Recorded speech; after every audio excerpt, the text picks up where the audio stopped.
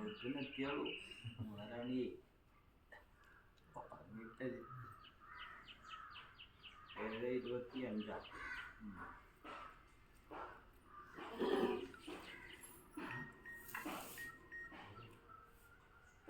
അപ്പോൾ ഗതനാളിക ഉദർഭിതം ഗുണം 4:28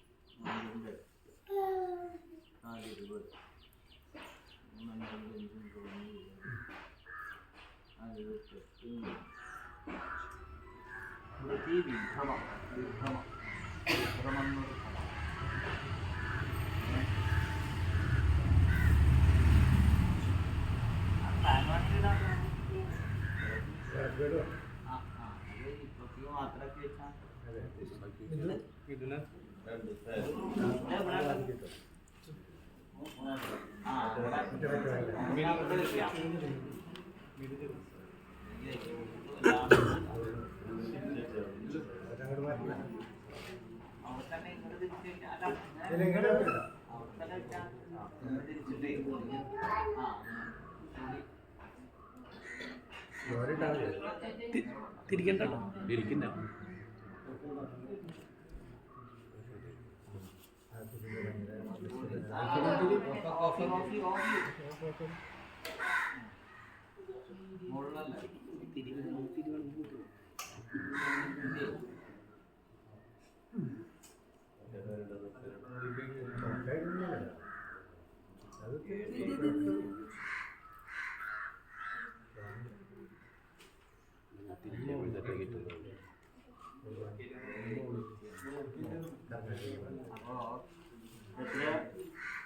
ഇത് പ്രവണത്തിന് 32.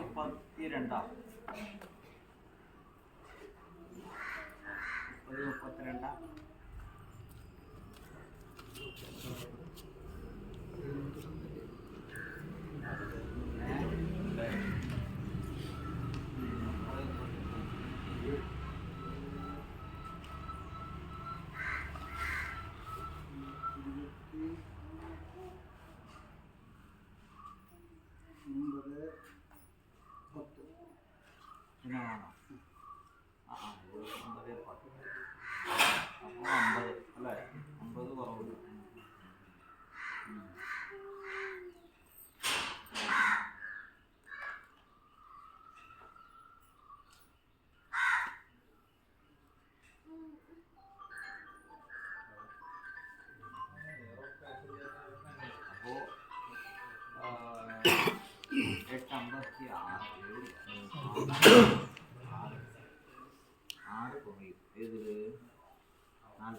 ഇതില് 45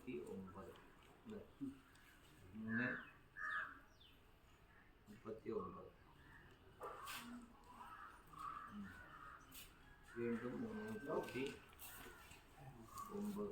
39 ആകാശാണ് പോയി പൃഥ്വീഭൂതം 7:25 7:25 നാട്ടോദയം, ഭൂതോദയം, ബ്രഹ്മോദയം 1, 2, 1:45, 1:45, 7:30. രണ്ടാമത്തെ ബുധൻ,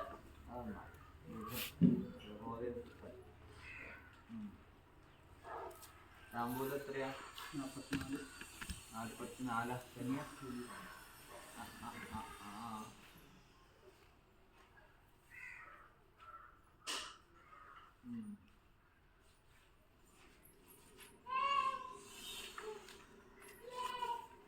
വാലായ്മ അല്ലെങ്കിൽ ഫലവാലായ്മ ഒന്നുമില്ലല്ലോ ഇപ്പൊ.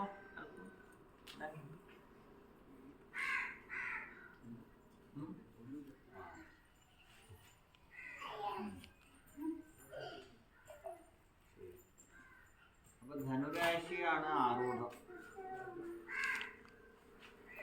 ധനുരാശി ആരൂഢം നന്നായിട്ടുണ്ട്. ധനുരാശി ആരൂഢം 2-ൽ ബുധൻ, അവിടെ ലഗ്നാംശം 3-ൽ ആദിത്യൻ, ശുക്രൻ, ശനി. ശനി താമ്പൂല ഗ്രഹമാണ്. താമ്പൂല ആരൂഢം ധനുരാശിയാണ്. അവിടെ കേട്ടുവംശം 4 വ്യാഴം. അവിടെ തന്നെയാണ് ഉദയരാശി. അവിടെ ബുധന്റെ അഭിഷേകം. 5-ൽ രാഹുവാണ്. 6-ൽ ചൊവ്വയും ബുധൻ അല്ലേ? 7-ാം ഭാവശുദ്ധം അവിടെ ചൊവ്വയുടെയും ശുക്രന്റെയും നവാംശകം. 8-വശുദ്ധം 9-ൽ രാഹുവിന്റെയും ഗുരുവിന്റെയും നവാംശകം. 10-ാം ഭാവശുദ്ധം ഛത്രരാശിയാണ് ഇവിടെ ചന്ദ്രാംശകം. 11-ൽ കേതു അവിടെ ആദിത്യന്റെയും ശനിയുടെയും നവാംശകം. 12-ൽ ചന്ദ്രന്റെ സ്ഥിതിയും വ്യാഴത്തിന്റെ നവാംശകം. ദേവീകാരക ഗ്രഹങ്ങൾ മുഴുവനും പ്രവർത്തിക്കാം അല്ലേ? പക്ഷെ ഒരു രാശി വെച്ചാൽ ആദ്യമായിട്ട് നോക്കുക ദൈവാധീനം ഉണ്ടോന്നാണ്. ദൈവാനുകൂല്യം പ്രതികൂലതാം വാ വിചാരി സത്യാം പ്രതികൂലതായാം തത് ആനുകൂല്യായ വിധിവിധയോ യഥസ്തദസ്തം പ്രതി കർത്തവ്യത്. അപ്പോൾ ദൈവാനുകൂല്യം ഉണ്ടോ പ്രതികൂലം ഉണ്ടോ നോക്കി, പ്രതികൂലത ഉണ്ടെങ്കിൽ അനുകൂലതയ്ക്ക് വേണ്ടതായിരിക്കുന്ന ആ വിധിവിധാനങ്ങളൊക്കെ വിധിച്ചും കൊണ്ട് മുന്നോട്ട് പോകുക എന്നുള്ളതാണ്. ആ ദൈവാധീനത്തെ ചിന്തിക്കാൻ പറഞ്ഞിട്ടുള്ള ഗ്രഹം വ്യാഴാണ്. വ്യാഴം അനുഭവിച്ചാൽ ഈശ്വരാധീനം ഉണ്ട് എന്നർത്ഥം. ഇവിടെ വ്യാഴം അനുഭവിച്ച പ്രശ്നമാണ് കേട്ടോ. ദൈവാധീനം ഒരു സമാധാനം. എല്ലാ രാശിയും ലഗ്നാംശത്തിന് മാത്രമേ വിളിച്ചിട്ടു. 6 രാശിയിൽ 5 രാശിന്നും വ്യാഴം അനുഭവിച്ചു. 6 കൂടത്തുനിന്ന് 4 വ്യാഴം ഉദയരാശിയിൽ ഉദിച്ചു നിൽക്കുന്നു. ലഗ്നാംശകത്തിന് 3-ലാണ്. 6 കൂടോ ലഗ്നാംശം ഛത്രരാശിയിലെ 7-ലാണ്. ഛത്ര അതെങ്ങനെയാണോ? ശരി 4-ആണ്. 6 കൂടുമ്പോഴേ ലഗ്നം ഛത്ര സ്പൃഷ്ടാംഗ രാശിയുടെ 10-ൽ വ്യാഴം.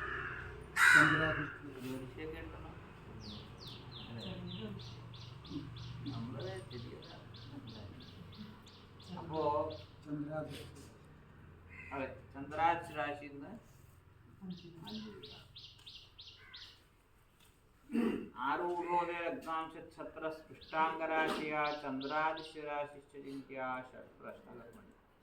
ആരൂഢം ഉദയം ലഗ്നാംശം ഛത്രം സ്പൃഷ്ടാംഗരാശി ചന്ദ്രാദശ. അങ്ങനെ 6 രാശി നിന്നും ഇവിടെ 5 രാശി നിന്നും വ്യാഴം അനുകൂലം. അപ്പൊ എന്തോ ഒരു തല മാറ്റിയൊരു സംഭവം ഉണ്ടല്ലോ. ആരെ തലെടുത്ത് തല മാറ്റി. ഇത് കോഴിവെട്ടൊക്കെ ഉണ്ടായിരുന്നു ഇപ്പൊ ഇല്ല അല്ലേ? തന്നെയാ കാണിച്ചത്.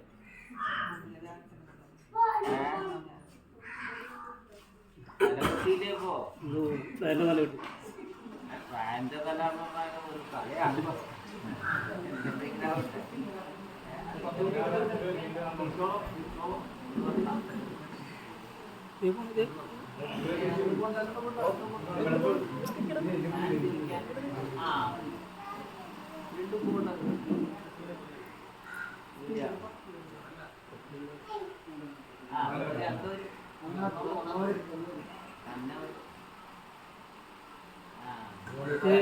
ശരി.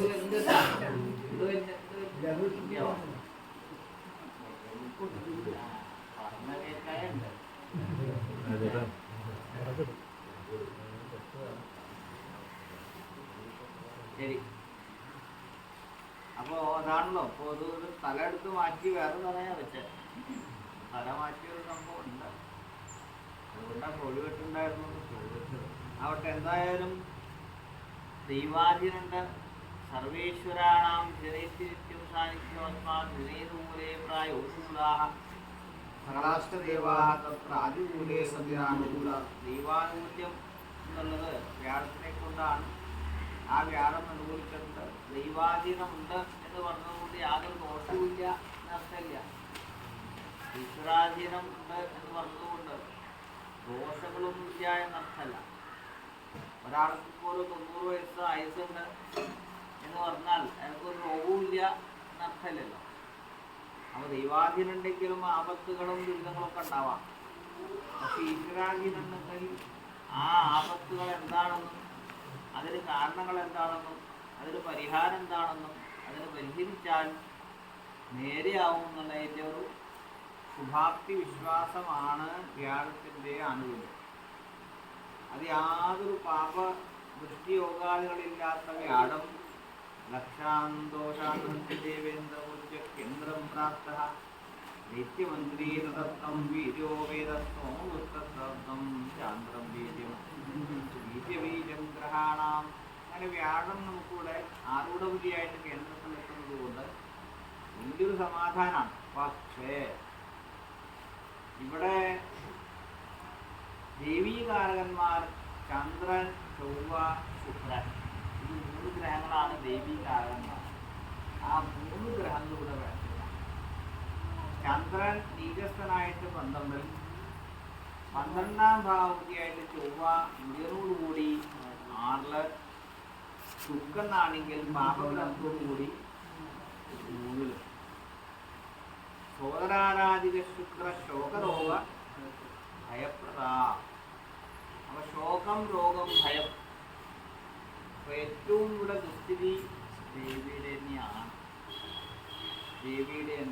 കാരണം ചന്ദ്രനാണെങ്കിലും ചാമുണ്ഡി സുരസത്മക ആചരശി ക്രിസ്ത്യൻ രാശിയിലെത്തുന്ന ചന്ദ്രൻ ചാമുണ്ഡി സുരസത്മക ആചരശി നീചാർച്ചിത കീടകച്ചാമുണ്ഡി നീചാർച്ചിത. അപ്പൊ കോഴിവെട്ടും ആടുവെട്ടോ അല്ലെങ്കിൽ മറ്റുള്ളതായിരിക്കുന്ന കർമ്മങ്ങൾ ചെയ്തിരുന്ന ആ നീചാർച്ചിത കീടകച്ചാമുണ്ഡി ആ ദേവി, ആ ദേവത കോപിച്ചിരിക്കുക. അനിഷ്ടത്തില അതില്ലാത്തതിൻ്റെ ഒരു സങ്കടം ഗൗരവമായിട്ടുണ്ട്. 10-20 കൊല്ലായോ നിർത്തിയിട്ട്? 25 കൊല്ലായി. നമ്മൾ നിർത്തിയോ? നമ്മൾ കഴിക്കൽ നിർത്തിയോ? അതെന്ത് ന്യായ?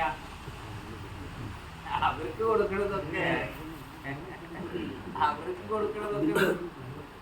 നമ്മൾ നിർത്തിയാൽ അതിനൊരു ന്യായമുണ്ട്, റീപ്രിയുണ്ട്. നമ്മൾ കഴിക്കില്ല, അവർക്കില്ല. ഇത് അവർക്കുള്ളതൊക്കെ നിർത്തി നമുക്കുള്ളതൊക്കെ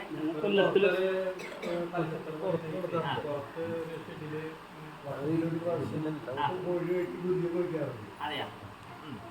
അതാണല്ലോ വൃശ്ചികന്റെ ആഴ്ചയിലെ ചന്ദ്രൻ. പക്ഷെ അത് ആർക്ക് സങ്കല്പിച്ച?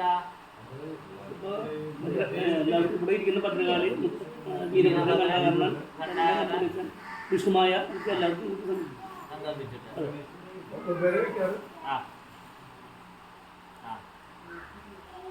പക്ഷെ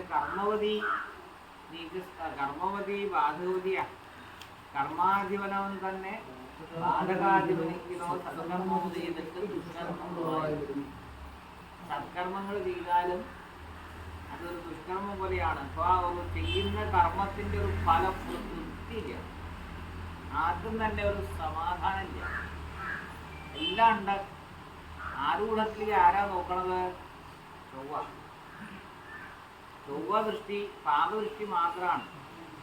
അപ്പോൾ പാപദൃഷ്ടിയോട് കൂടിയ രാശി എന്ന് പറയുമ്പോൾ പാപകന്മയാൻ അനഭിമതസ്ഥാനസ്ഥ സർവഗ്രഹാഹ കോപം. ദേവിയുടെ കോപം. അപ്പൊ അതുകൊണ്ട് 6-ാം ഭാവത്തിൽ പോയിട്ട് 12-ാം ഭാവതിയായിട്ട് നിൽക്കുന്ന ചൊവ്വയുടെ ദൃഷ്ടി എന്ന് പറയുമ്പോൾ ദേവിയുടെ കോപം തന്നെയാണ് കാണിക്കുന്നത്. അത് ഉളിയനോടുകൂടി നിൽക്കുന്നതായ ദേവി ആയതുകൊണ്ട് അത് ഏത് ദേവിയാണ്, ഈ ദേവി തന്നെയാണോ വേറൊന്നാണോ അതും നോക്കണം.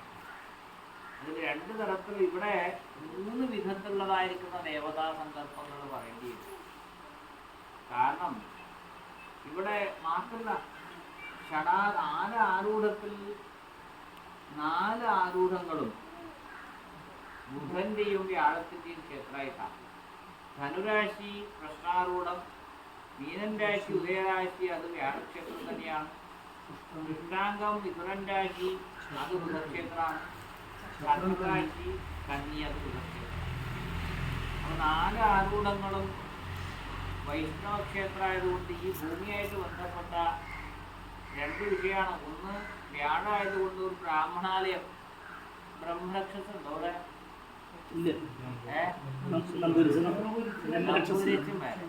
നമ്പൂരിച്ചും വേറെ, നമ്പൂരിച്ചന്റെ കൂടെ ഒരു ഭഗവതിയും ഇല്ലേ?